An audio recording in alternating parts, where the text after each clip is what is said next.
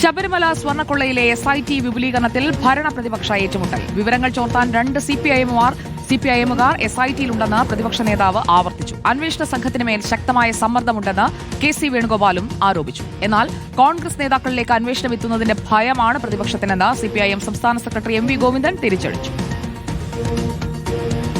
ഹൈക്കോടതി നിയമിച്ച SIT ആണെങ്കിലും ഈ SITയെ ഉദ്യോഗസ്ഥന്മാരെല്ലാം കേരള സർക്കാർ നിയന്ത്രണത്തിലുള്ള ഉദ്യോഗസ്ഥന്മാരാണ്. കേരള സർക്കാർ നിയന്ത്രിക്കുന്ന ഒരു പോലീസിനെ എത്രമാത്രം മുന്നോട്ട് പോകാൻ പറ്റുമെന്നുള്ളതിൻ്റെ പരിമിതിയാണ് നമ്മളിപ്പോൾ കണ്ടുകൊണ്ടിരിക്കുന്നത്. കാരണം ചോദ്യം ചെയ്യുന്നത് തന്നെ ചോദ്യം ചെയ്യപ്പെടുന്നവർക്ക് സൗകര്യപ്പെടുന്ന രീതിയിലാണ് ചോദ്യം ചെയ്യലുകൾ നടത്തപ്പെട്ടിരിക്കുന്നത്. ആരെ ചോദ്യം ചെയ്തതിനും ഞങ്ങൾക്കാർക്കും ഭയമില്ല. ഇക്കാര്യത്തിൽ കേരള സർക്കാർ ആരാ നിയന്ത്രിക്കുന്നത് അറിയാം. ഒരു അനങ്ങോ പിണറായി വിജയൻ അറിയാതെ കേരളത്തിൽ. അതായത് കോൺഗ്രസ് നേതാക്കന്മാരുടെ നേരെ അന്വേഷണത്തിൻ്റെ ഭാഗമായിട്ട് വരുന്ന വിവരങ്ങൾ പുറത്തു വന്നുകൊണ്ടിരിക്കുന്ന സന്ദർഭത്തിൽ അതിൽ നിന്ന് രക്ഷപ്പെടാൻ വേണ്ടിയുള്ള കുതറിച്ചാട്ടാണ് പ്രതിപക്ഷ നേതാവിൻ്റെ.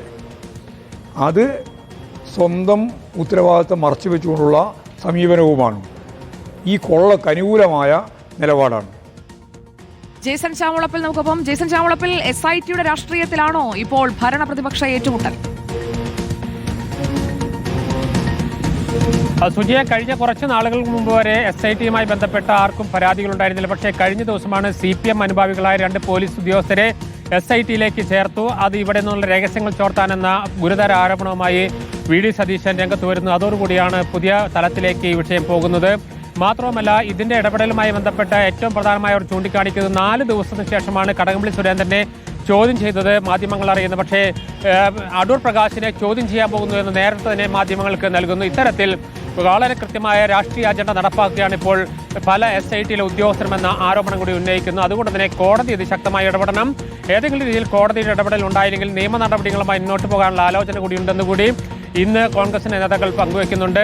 വലിയ സമ്മർദ്ദം SITക്ക് മുകളിലുണ്ടെന്നാണ് KC വേണുഗോപാൽ വ്യക്തമാക്കിയത്. അതോടൊപ്പം തന്നെ പ്രധാനമായും SITയിൽ 2 ഉദ്യോഗസ്ഥർ CPMകാരാണെന്ന് VD സതീശൻ അല്പം പ്രതികരിച്ചിരിക്കുന്നു. ഇത്തരത്തിൽ SITയുടെ മേൽ വലിയ സമ്മർദ്ദം ഇപ്പോൾ വന്നിരിക്കുന്നു.